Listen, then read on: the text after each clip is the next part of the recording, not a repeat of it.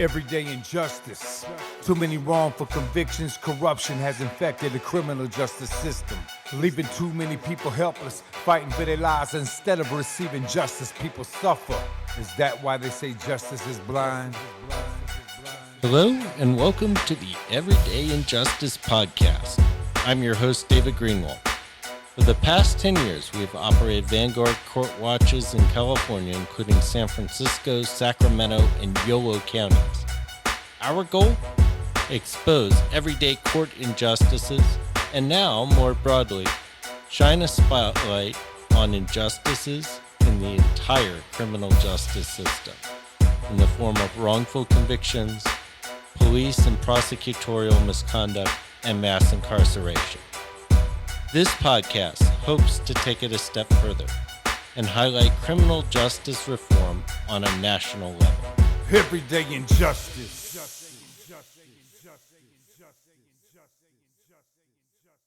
Today on Everyday Injustice, we have Frank Baumgartner. Welcome to our show. Thanks for having me. So I read the book a couple of years ago, Suspect Citizens, which I think is one of the better police stop analyses. Can you kind of lay out, what you would consider the critical findings of that study? Sure, I'd be glad to. I'm glad you liked it. We published that book in 2018. It was based on a analysis of every traffic stop in North Carolina since 2002. North Carolina was the first state in the country to mandate collecting data on every traffic stop after some allegations of the possibility of racial profiling in the highway patrol. And the state legislature then responded to that with the law mandating data collection. But then no one ever looked at the data. It was accumulating and accumulating for over about 20 years. And so finally, some attorneys asked me if I would have the capacity to look at it, and they gave me a copy of the data, which they've gotten from the state. And it took a while because it's a very complicated database, but we were able to do it. And the result was that book, which was based at that time on about 20 million traffic stops. So the state had been collecting this information, but no one looked at it. The bottom line, I think the most important, there's a number, maybe I'll mention a few and you can follow up. First is there's a lot of stops. So we have 10 million people in North Carolina, and there's 1 to 1.7 million traffic stops per year. So that's an awful lot of stops compared to the population. Second, the stops are about 50% for moving violations and about 50% for things like expired tags and broken taillights. So that's a lot of non-moving violations. Third, stops are used as a pretext to do searches, to do the war on drugs or the war on crime through using the traffic code. That I think everybody knows that, but we can really see it, and we can see the needle in the haystack aspect of using the traffic code as a way to ask people if you could perhaps search their car, their vehicle, or their body, their pockets for drugs, because we found about 3% of the traffic stops led to a search. About 20 to 30% of the searches lead to some form of contraband, but those contraband hits, so to speak, typically are very small amounts of contraband, so much that the person is arrested only half the time after contraband is found. So we found a lot of residue of a little bit of drug signs of drug use, but very few cases where there was a major criminal interdiction following from a traffic stop. We also found very little violence. Police are rarely attacked during a traffic stop or following a traffic stop. And we found a lot of racial bias. Black drivers were about twice as likely to be pulled over. And once pulled over, they were about twice as likely to be searched. So all in all, I think we confirmed some suspicions and knowledge in minority communities And we raised a lot of issues about the inefficiency and the injustice of using traffic stops as a way to fight the war on drugs. One of the things that really struck me about kind of those data points, the who gets stopped, what happens after a stop, and finding contraband, is that while you're looking at North Carolina, I mean, those results, could be universalized throughout the country. I mean, it's really not pulling up some kind of weird anomaly. No, it's not an anomaly at all. It's consistent throughout the country. And I've been on a little bit of a tear of, trying to find data from every jurisdiction where we can find in many different states around the country. The entire state of Illinois also has a very large data collection effort, almost as long as North Carolina's, and we see the same thing. Every state where we find it, and I've looked in some jurisdictions in California and Texas and Florida, Connecticut, we see the same thing. It's just a matter of how extreme is the racial disparity, and is the racial disparity particularly strong among African Americans, or is it more Latinx individuals who are being targeted? So why is this happening? I mean, why do we still see in 2023 such stark racial disparities? And I've mentioned before we got on, there was an interesting article in the San Francisco Chronicle this week, which showed about 40 different jurisdictions in California. And the range was about 5-to-1 disproportionate Black to white in places like San Francisco and Oakland and Sacramento, so big cities in California. And then some of these smaller cities were as much as 10-to-1. Why do we see that kind of disparity? Well, there's a great book about the transformation of policing that took place with the invention and expansion of the use of the automobile. And it's called Policing the Open Road. And it's by a law professor named Sarah Seo. She's now at Columbia University. And it's fascinating to read. But when the car was invented and came into wide use, there rose a legal challenge, a question, and the question was, what's your right to privacy? How much privacy should you expect to have when you're in your automobile? Should your automobile be kind of like your house, where you should have a very strong sense of privacy and expectation of privacy? Or is it like a street corner where you're standing in public, but you may not be doing anything illegal, so you have a certain degree of privacy expectation, but not as much as in your house? And her answer was, no, your car isn't similar to either of those two, according to the courts. Your car is a crime scene. You have no expectation of privacy as long as you're driving, because if you're driving a car, you're breaking one of the 543 different laws that regulate cars. So you have a shadow extending over your license plate. You have a crack in one of the brake lights. You have an air freshener dangling from your rearview mirror. You're speeding. You're touching the white line. You're swerving. There's so many ways that the police can decide that you're violating a law. And once you violate a law, you no longer have the right to privacy. So I think that's the reason the police find the traffic code to be a gift from on high for any kind of conversation they want to have with an individual. They don't have the right to do that to you if you're in your home or just standing on a street corner. But if you're driving a car, the police have the right to arrest you. So in your view, is racial profiling something that's real? Because I hear a lot of cops say, well, you can't really tell the race of the person that's driving the car. And that may be true at night, but certainly during the day, you can tell a little bit. What's your view on that? Yeah, there's a lot of ways to proxy race. And the main way is to go into a Black or brown neighborhood and pull people over in that neighborhood. The police know the neighborhoods and the areas, and location is everything in policing, just like in real estate. So I feel like it's disingenuous to suggest that the police have no idea who they're pulling over. I do think that they're accurate in saying that, they don't always first look in the driver's window and see what race the person is, and then second decide whether or not to pull them over. But if you're going to police a certain neighborhood, which the police might refer to as a high crime neighborhood, you're going to come up with a lot of minority drivers. So I think it has to do with differential policing by time of day and by neighborhood.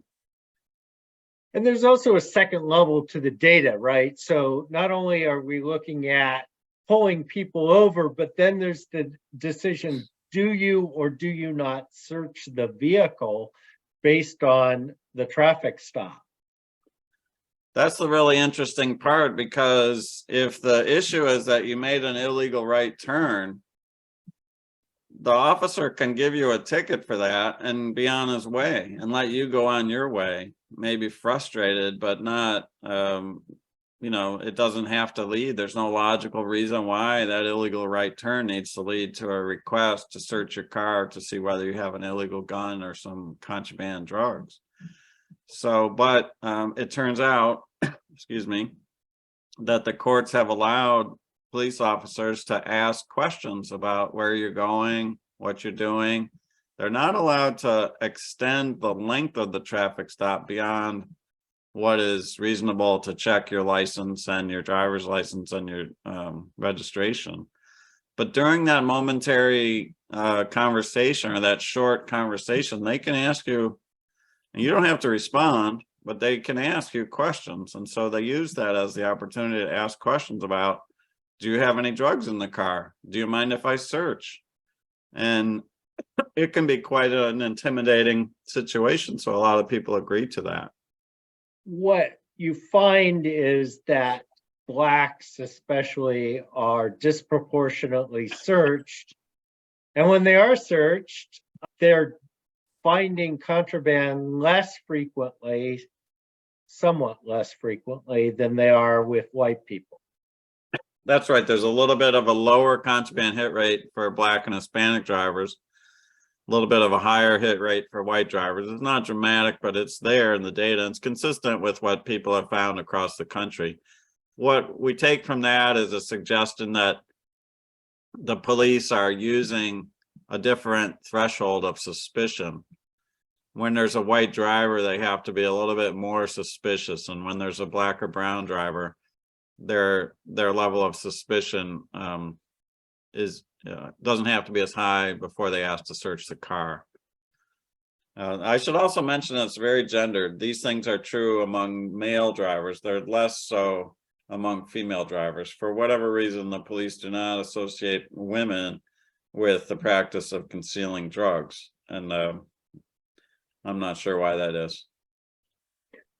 And again, I think one of the interesting things here is that these stops generally are not safety stops. So they're basically pulling people over in hopes of being able to find something bigger than just, hey, they failed to signal when they turned, or they were driving 2 miles an hour faster than the speed limit. Yeah, there's two kinds of traffic stops, traffic safety stops, which, you could think of somebody, we've all seen reckless drivers, and I've seen way too many reckless drivers who are going 30 miles an hour the speed limit or something like that. In my opinion, those people need to get a ticket. I mean, it's unsafe to see them on the road driving like that. And so that's one aspect of traffic control, is to keep the road safe from bad drivers or drunk drivers.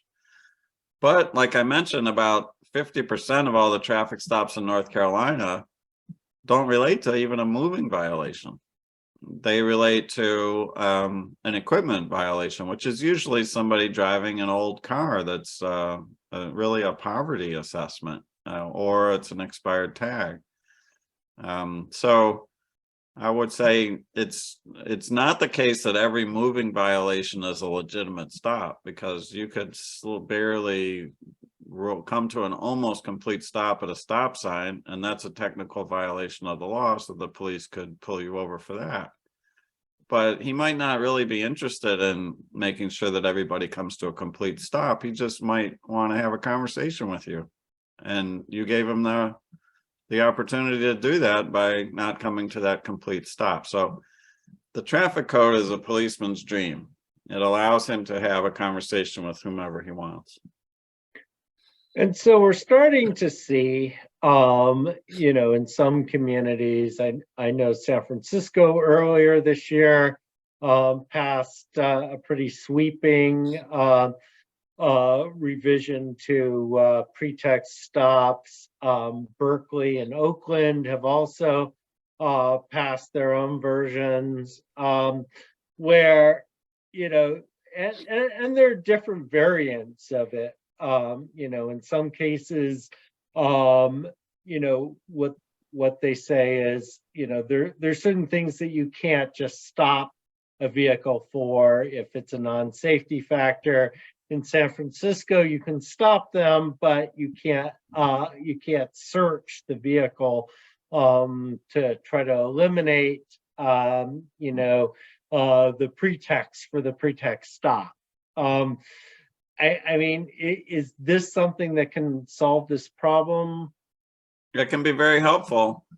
I think it has to enter into the culture of policing. In my opinion, there's a lot of misestimation about the value and the cost of pretextual traffic stops. I think in the police culture, because it goes back to at least to the 1970s, their police officers are trained some things that I just don't think are true. One bit of police training that's very common is that the traffic stop is an extremely dangerous situation for the police officer. So the police officer needs to be on guard, because who knows when the driver's going to come out with a gun and shoot you. So there's a lot of caution and anxiety on the part of the police, which can lead to some bad situations. Where statistically, I mean, it's true that it has happened, that there have been, some tragedies associated with traffic stops from the side where the driver kills the police officer or shoots the police officer or assaults the officer. That does happen very rarely. But we have 20 million traffic stops in our country every year. So naturally, there's going to be a few situations that go bad. So one is that traffic stops are dangerous. Another is traffic stops have high crime fighting value, that we can interdict crime by doing these searches associated with the routine traffic stop, and that's a good police practice. And I would urge any police leader to count up the numbers of how many really whatever the police might call high value arrests occurred, and ask themselves seriously, did that come from a traffic stop? And the answer would be very rarely. Now, it does happen occasionally, but it's quite rare mathematically. And so I think the police systematically overestimate the value of traffic stops. And the last thing I would say is they underestimate the humiliation and the emotional trauma associated with the driver understanding that they were illegally profiled and there's nothing they can do about it. That trauma is real, and it's isolated within minority communities, and most middle-class white Americans are unaware of it. We haven't suffered it because we don't get these kinds of profiling situations. So, but in minority communities, it's a serious trauma, and it's unfair, and people know it's unfair. Yeah, along those lines, I recall almost 15 years ago now, I'm in a college town, and I was interviewing a prospective intern. And it turned out he was a linebacker for the college football team, African American. And I asked him, I said, hey, have you ever been pulled over by the police? And he said, we get pulled over so often that we just stopped going out, because we just didn't want to have to get pulled over by the police every single time we went out, especially as a group of young men. and that was a real factor. Like, it was very traumatizing. His complete demeanor changed when I asked him that question. Yeah, and I've heard similar stories, in particular from football players, because they might have a bunch of buddies who are also the size of Mount Rushmore, and when the police pull that car over, the police get nervous. And you don't want to have a bunch of nervous police officers standing around a bunch of big African-American young men. Bad things can happen. And so I totally understand what your student was saying, and I've heard similar stories, very scary stories. And it's unfair. And people's physical size matters to the police. They respond to people differently if they're big or little, and consider them to be a physical threat or not. And then they respond to people differently if they're young or old, black or white, male or female. And so that guy was hitting negative on every aspect. Yeah. And you had mentioned, the very low yield of these searches. And it got me thinking, this is similar to the same problem of stop and frisk, where you're disproportionately targeting Blacks and Hispanics, and the crime fighting utility is completely outweighed by the amount of harassment that the target population feels when they're treated to this. Yeah, I think that one of the big questions is, why do we allow this? And I think the answer to that question is, it's not happening in the middle class neighborhoods. If this were happening to middle class white Americans, people would be outraged. And it's not. And I think there's a very serious empathy gap where middle class white people just don't think the police could possibly behave that way. But a lot of us are having our eyes opened by some of these videos. And it's unquestionable that terrible things are happening.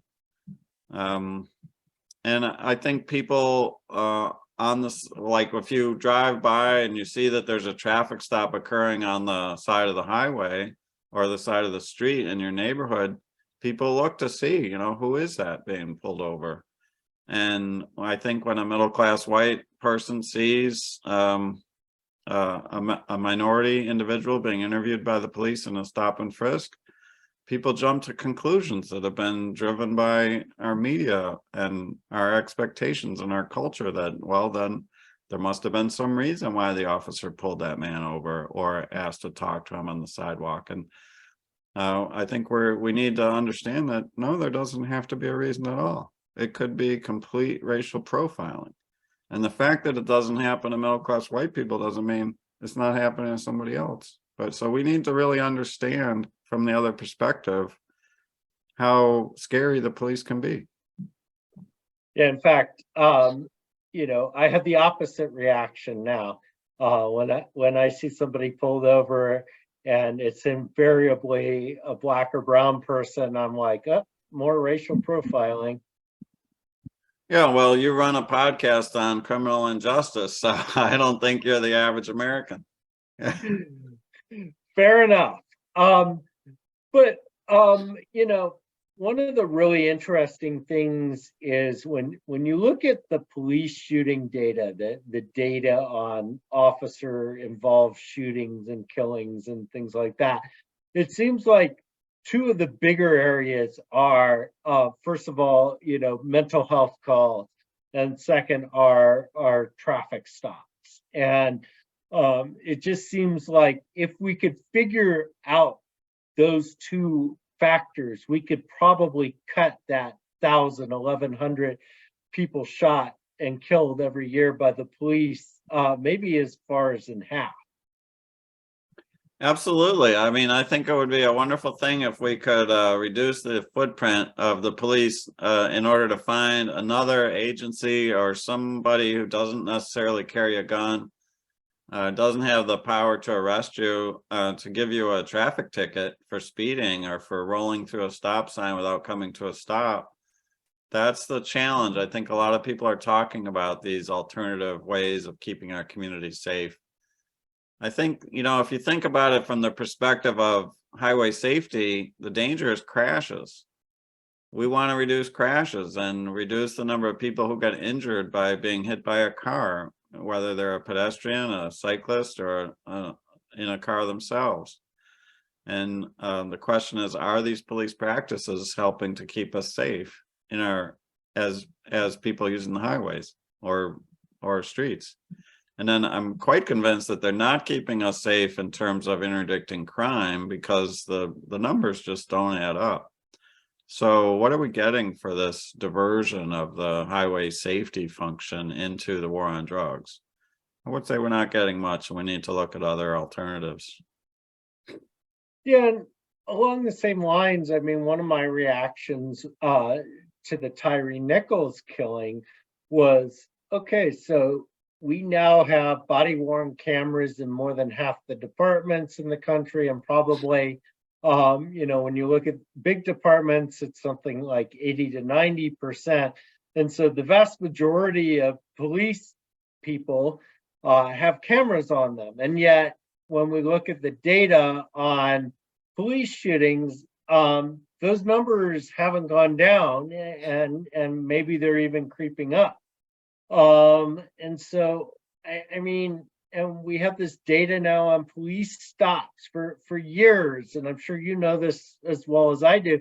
For years, the cops said, "Oh no, we don't racially profile," and we're just pulling people over. And yet, as we've gotten this data, it's really matched what we've heard anecdotally for years. I mean, there's nothing that's a surprise in suspect citizens, other than the fact that the data shows exactly what we thought for all these years. Yeah, I one time gave a talk in a community event where there was a Black man in the audience about my age and in his 60s. And he said, "With all due respect, Professor, I can't believe you bothered to write this book, or someone paid you to write this book, because you haven't told me anything I didn't already know." And I was like, "Yeah, true. I can't say that you wouldn't have known this if you've been living it." But then another white woman said, "Oh no, I'm totally shocked at what I'm hearing from the professor." And so we had a funny conversation about whether this is obviously what we already know, or whether this is something that is new. I think it's important to put some numbers on things that are anecdotes. And so that's kind of my job as a social scientist. But I think we're also now at a point in the policing community where the numbers are very clear and they're ubiquitous throughout the country. There is racial profiling, and there are disparate levels of contact with the police. There's no question about that. Then the question is it making us safer? I think the answer to that is no. Is it driven by differential rates of criminal activity? That's the key thing that the police would point to, and I think the answer to that is no. And then does it help? What does it do to our sense of citizenship and belonging? That's something that the police are not asking. And the answer is, it's causing people not to feel like citizens. They're not full citizens, they're suspects. And I think that's a tragedy. So we have to really pay attention to the costs and the benefits of these policies, and bring more voices to the table, and try to get the police to change their behaviors. It's clear that the body cameras have not changed the behaviors, although occasionally some of the video that comes from a body camera, when it's made available to the public, has been quite shocking, and it should have caused people to question, the official version of some of these events. Have been described in initial police reports, and then the video comes out and the police report is very inaccurate, and not just sloppy, but really inaccurate and false. And we saw that with Tyree Nichols. We did.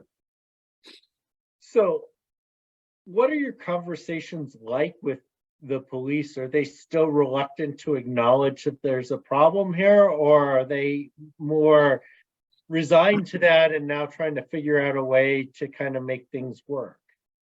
I would say it's like the stages of grief. You go through many stages. The first time we published a report, which was just 12 pages of data, the North Carolina Association of Chiefs of Police and Association of Sheriffs hired a consultant to try to take us down.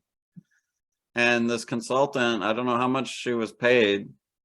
She wrote a 120-page report about my 12-page report and came to the conclusion that my analysis was quote unquote deeply flawed.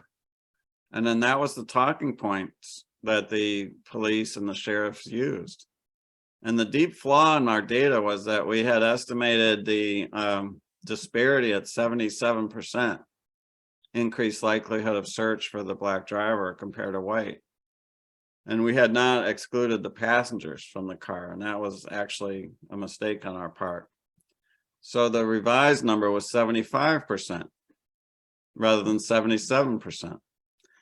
When we completed the book, based on a few more years of data and a more complete analysis, we of course fixed that problem. And the final number was 96% disparity.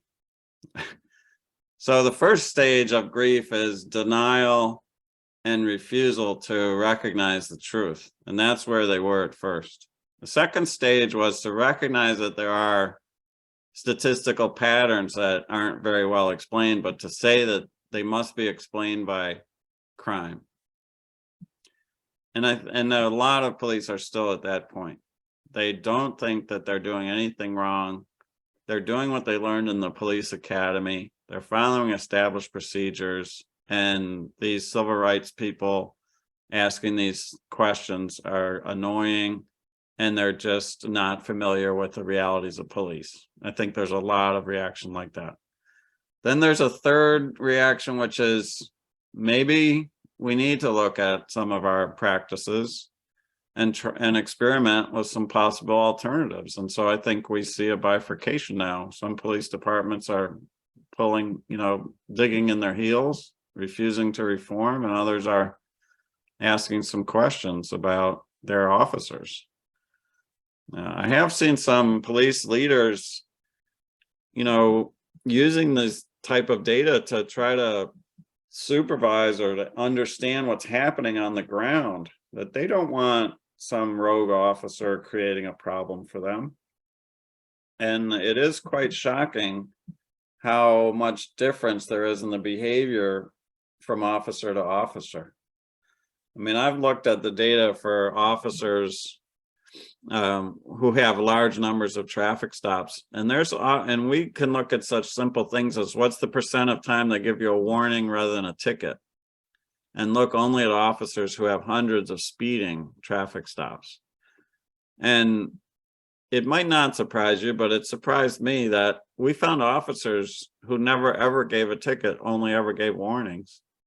And we found officers who never gave a warning. They gave a ticket every single time. Black, white, Latinx, Asian, didn't matter. And we found officers at every point in between. And I just think if these were school teachers rather than police officers, the principal of that school would be in that classroom telling them to teach to the curriculum, to follow some kind of norm associated with how they've been instructed. But policing has a great deal of discretion built into the culture, and police officers don't expect to be supervised. And to tell you the truth, I think they're all over the map. I agree. So it's interesting. When the Chronicle article came out, I screenshot the chart and sent it to my police chief, who I would describe as kind of a middle of the road guy. He's not one of these hardcore denialists, but he's also not a hardcore reformer. And his reaction was it's complex because it raises the same issues of benchmarking that have long existed. And then he said something really interesting, that he's spoken with some of the stat people for the AG's office, and also from Harvard and Stanford. And, he believes that they don't have enough stops each year to draw any meaningful conclusion because the data points are so low. It seems like that is more of an excuse than anything else, but I'm interested in your reaction to that. And he's talking about Davis, California, doesn't have enough stops. To some extent, but Yeah. the Well, problem I think that is Davis doesn't look any different than anywhere else. yeah, I think that it's fair. I mean, I think that whenever we criticize our local police chief, I think we also have to recognize that it's nothing personal. These problems are nationwide. Every single police department has these problems. It's part of the culture, and it's part of our American history and our society, and the inequalities that are in our society are built into so many aspects. So I think it is important to kind of de-escalate the conversation, to recognize that, no, we're not accusing you, Mr. Police Chief, of running a department that's particularly terrible. We just want you to take seriously the need to justify and to look into these issues of equity.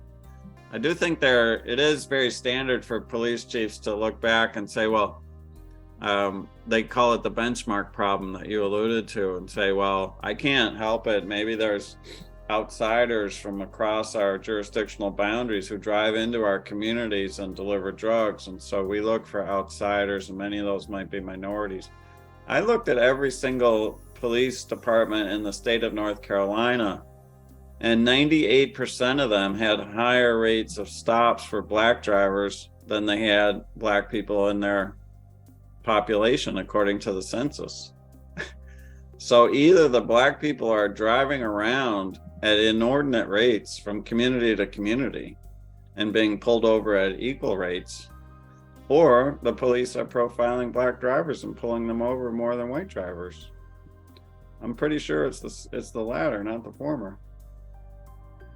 All But right. to prove it for any particular municipality is always a problem. And so if you're the one trying to bat off the criticisms, that's an easy way to try to bat it off, to say we don't have benchmark data about who's driving. And so collect it. Put some people on the intersections and look and get some data about who's driving. All right. Well, we're about out of time. Wanted to thank you for coming on and sharing your insight into police stops. Like I said, this is one of the areas that I've been following for the last almost 20 years now. Well, it's a pleasure. Thanks for having me on. And I hope some police officers and police leaders have been listening. Well, thanks. This has been Everyday Injustice. We've been talking with Frank Baumgartner, a professor of social science, talking about police stops. This is Everyday Injustice. I'm your host, David Greenwald. Join us again next time for more tales from the injustice system. Thank you to George Powell and Norman Mousequake Barrett for the use of our opening, Everyday Injustice. You can see more of George's music at www.justiceforgeorgepowell.com. That's Justice for George Powell, all one word, .com.